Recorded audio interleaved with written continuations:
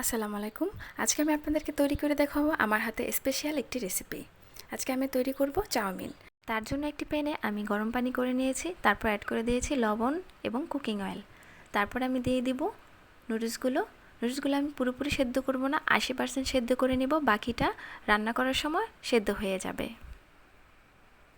সেদ্ধ হয়ে আসলে আমি পানি ঝরিয়ে কিছুটা তেল মাখিয়ে রেখে দিব ঝরঝরা থাকার জন্য। এই রান্নায় আমি ব্যবহার করব রসুন কুচি, কাঁচামরিচ, ক্যাপসিকাম, টমেটো, গাজর কুচি, পেঁয়াজ এবং ধনেপাতা। এখন চলে যাব আমি আমার মূল রান্নায়। একটি প্যানে আমি কিছুটা বাটার দিয়ে নিয়েছি। বাটারটা মেল্ট হয়ে আসলে আমি যে মুরগিটা সয়া সস দিয়ে ম্যারিনেশন করে রেখেছিলাম সেটা এখানে ভেজে নেব। এইভাবে নুডলস রান্না করলে আমার পরিবারের সবাই খুব পছন্দ করে। আশা করি আপনার পরিবারেরও সকলে খুব পছন্দ করবে। চিকেনটা কিছুক্ষণ ভাজা হয়ে গেলে আমি অ্যাড করে দেবো চিংড়ি মাছ। এগুলোকেও আমি কিছুক্ষণ ভেজে নেব। ভাজা হয়ে আসলে আমি সবজিগুলোকে অ্যাড করে দিব।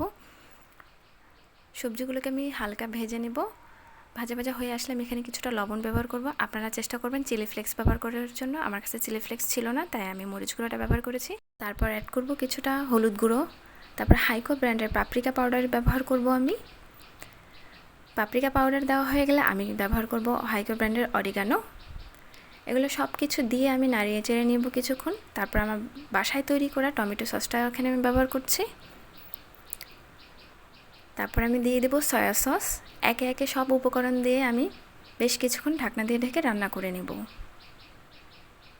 তারপর আমি আরেকটি প্যানে কিছুটা তেল দিয়ে এখানে আমি ডিমটাকে ভালো করে ভেজে নেব।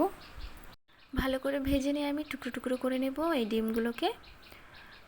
তারপর এগুলোকে আমি অ্যাড করে দেব আমি যে মশলাটা রেডি করেছিলাম এর মধ্যে। অ্যাড করা হয়ে গেলে আরও কিছুক্ষণ নাড়িয়ে চেড়ে রান্না করে নেব ঢাকনা দিয়ে ঢেকে। বেশ কিছুক্ষণ রান্না করে নিয়ে আমি এখানে অ্যাড করে দেব নুডলসগুলোকে।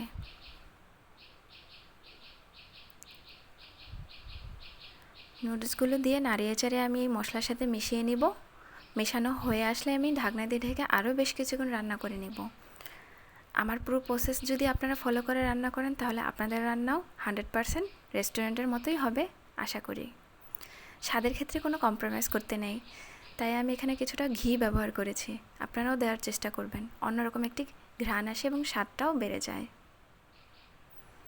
তারপর আমি ঢাকনা দিয়ে ঢেকে আরও কিছুক্ষণ রান্না করে নেব 2-3 মিনিটের মতো। সবশেষে আমি এখানে দিয়ে দেব কিছুটা ধনিয়া পাতা। আপনারা চাইলে দিতে পারেন, আবার নাও দিতে পারেন। এই তো, তারপর নামিয়ে আমি পরিবেশন করে নিলাম। ভিডিওটি যদি আপনাদের ভালো লাগে থাকে তাহলে অবশ্যই লাইক, কমেন্ট এবং শেয়ার করতে ভুলবেন না। ধন্যবাদ আমার ভিডিওটি এতক্ষণ ধৈর্য সহকারে দেখার জন্য।